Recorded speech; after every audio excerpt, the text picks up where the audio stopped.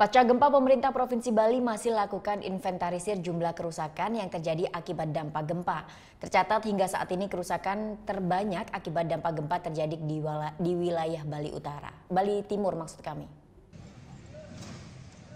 Wilayah terdampak paling parah di Pulau Bali pasca gempa berkekuatan 7 skala Richter yang mengguncang Lombok ialah Bali Timur.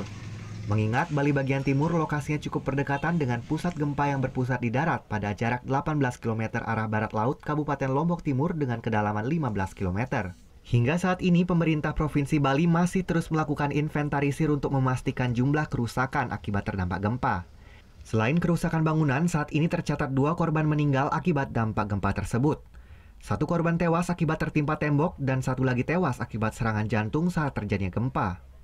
Gubernur Bali Made Mangkupastika menjelaskan hal yang harus menjadi perhatian saat ini selain pengobatan untuk warga yang terluka, sarana dan prasarana yang ada di rumah sakit juga harus ditambah, khususnya oksigen portable.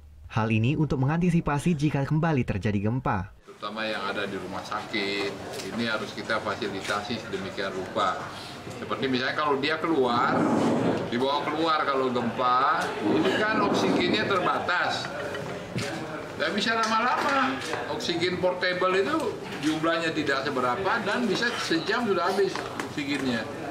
Nah, harusnya kan di dalam ruangan, oksigennya kan ada yang dalam ruangan, di dalam tempat perawatan, tempat operasi, itu oksigennya cukup di sana. Nah ini menjadi masalah, tadi malam misalnya di Rumah Sakit Bali Mandara, di Sangla, itu menjadi masalah soal oksigen.